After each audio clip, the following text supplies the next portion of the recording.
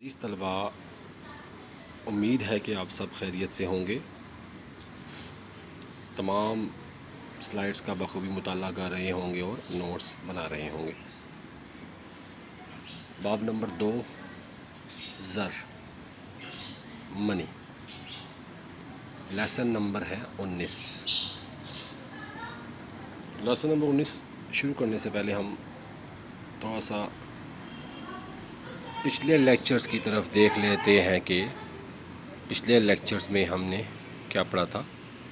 جیسا کہ آپ سب کو پتہ ہے کہ ہم نے زر کی رصد اور اس کے ذرائع کے بارے میں پڑھا تھا۔ زر کی رصد عام طور پر وہ تمام زر ہوتا ہے یا کاغذی زر ہوتا ہے جو کہ لوگوں کے پاس موجود ہوتا ہے۔ زر میں شامل ہوتے ہیں کاغذی نوٹ، سکے جو کہ حکومت یا بینک جاری کرتا ہے۔ اس کے بعد ہم نے زر کی رصد کے کچھ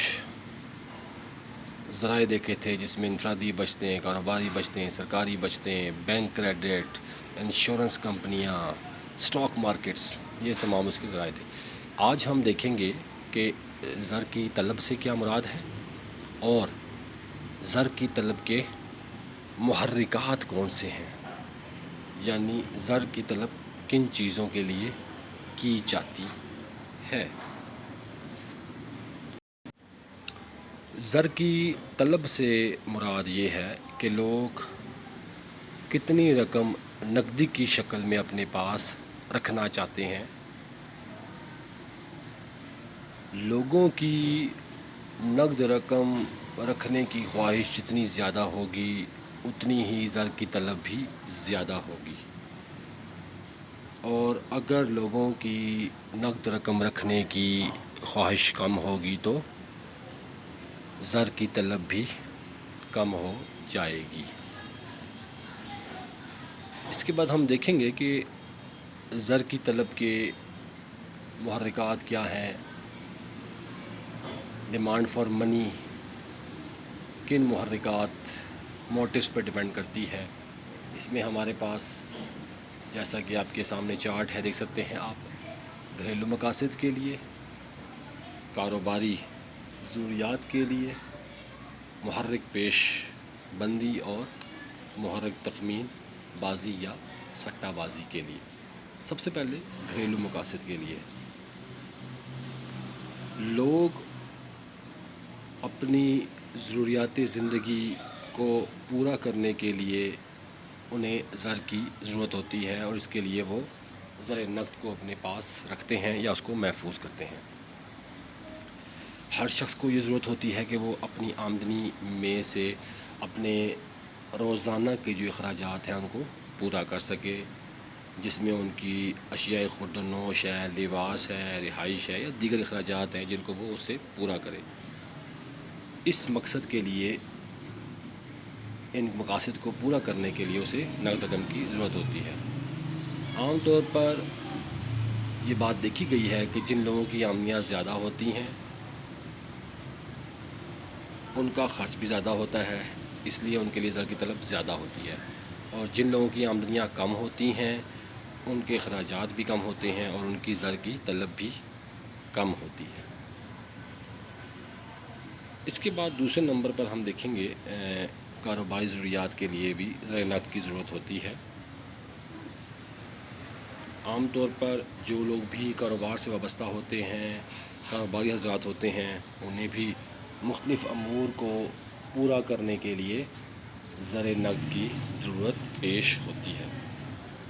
مثال کے طور پر کاروباری حضرات کو روزانہ کی بنیاد پر بعض اوقات منڈیوں سے خام مال خریدنا پڑتا ہے، انہیں منڈیوں سے مال لانا پڑتا ہے، اور اس کے لیے انہیں بار برداری، مشینوں کی مرمت اور محصولات وغیرہ کا بھی بوجھ اٹھانا پڑتا ہے۔ اب ان تمام مقاصد کو پورا کرنے کے لیے انہیں زر نقد کی ضرورت ہوتی ہے۔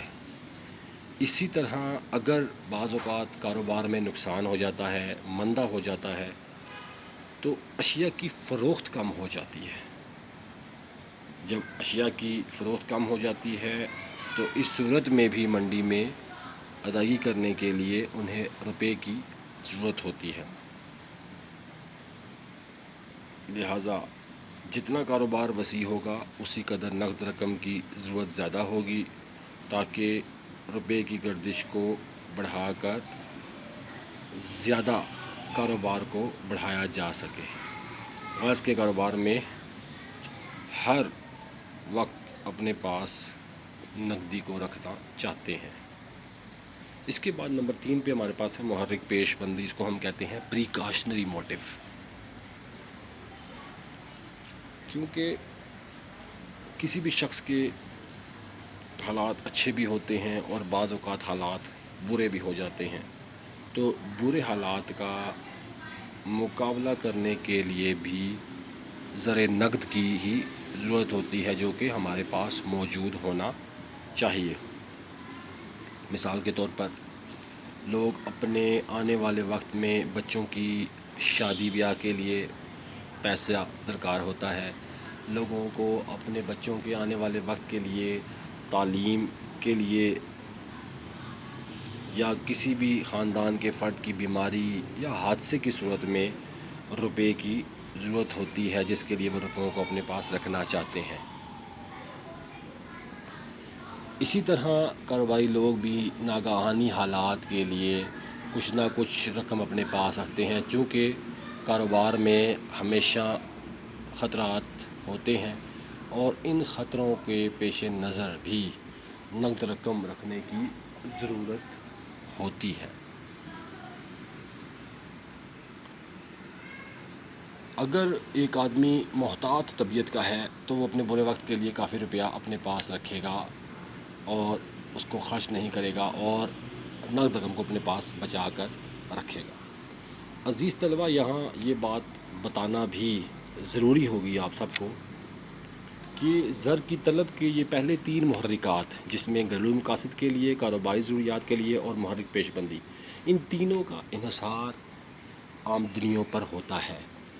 یعنی جس قدر آمدنیاں زیادہ ہوں گی، ان تینوں محرکات کے لیے زر کی طلب بھی زیادہ ہوگی۔ اگر آمدنیاں کم ہوں گی تو ان تینوں محرکات کے لیے زر کی طلب یا زر نقد کو اپنے پاس رکھنے کی خواہش بھی کم ہوگی۔ اس کے بعد سب سے چوتھا اور آخری محرک، جو کہ سب سے اہم محرک بھی ہے، وہ ہے محرک تخمین بازی یا سٹہ بازی، جس کو ہم کہتے ہیں اسپیکولیشن موٹیو۔ بعض لوگ سٹہ بازی کے لیے بھی اپنے پاس نقد رقم رکھتے ہیں۔ سٹہ بازی میں قیمتوں کے اتار چڑھاؤ کے ذریعے کاروبار کر کے نفع کمایا جاتا ہے۔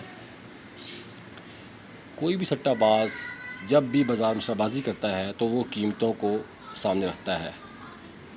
جب بھی کسی چیز کی قیمت گر رہی ہو اس وقت سٹہ باز اسے خرید لیتا ہے، اور جب بھی اس کی قیمتیں بڑھنا شروع ہو جائیں سٹہ باز اس کو فروخت کر دیتا ہے اور نفع کماتا ہے۔ لیکن کسی بھی سٹے باز کو یہ معلوم نہیں ہوتا کہ کس وقت کس چیز کی قیمت کم ہوگی، اس لیے وہ ہر وقت اپنے پاس نقد رقم کو یا نقدی کو اپنے پاس رکھتا ہے، تاکہ قیمتوں کے اتار چڑھاؤ کے مطابق اس کو دیکھتے ہوئے وہ خرید و فروخت کر سکے۔ اسی کی مثال ہم حصص مارکیٹ سے بھی لیتے ہیں یا اسٹاک مارکیٹ سے بھی لیتے ہیں کہ اگر بازار حصص میں حصص کی قیمتوں میں کمی ہو رہی ہو تو سٹہ باز ان حصص کو خرید لیتے ہیں، اور جوں ہی ان کی قیمتوں میں اضافہ ہونا شروع ہو جاتا ہے یا اضافہ ہو جاتا ہے تو سٹہ باز ان کو فروخت کرتے ہیں اور اس طرح نفع کماتے ہیں۔ لہٰذا کاروباری لوگ سٹہ بازی کے لیے ہر وقت اپنے پاس زر نقد کو رکھتے ہیں۔ یہاں یہ بات بتانا بھی آپ کو ضروری ہوگا کہ زر کی تخمین بازی، سٹہ بازی کا انحصار شرح سود پر ہوتا ہے، ریٹ آف انٹرسٹ پر ہوتا ہے، کیونکہ اور اس کا تعلق ان کے دونوں کا آپس میں تقلیدی رشتہ ہوتا ہے، یعنی اگر شرح سود کم ہوتی چلی جائے گی تو سٹہ بازی کے لیے لوگ زیادہ رقم اپنے پاس رکھیں گے، اور اگر شرح سود بڑھتی چلی جائے گی تو لوگ کم سے کم روپیہ سٹہ بازی کے لیے اپنے پاس رکھیں گے۔ تو عزیز طلبہ، امید ہے کہ آپ کو یہ لیکچر سمجھ آ گیا ہوگا۔ اگر کوئی کوشچن ہے تو آپ مجھ سے رابطہ کر سکتے ہیں۔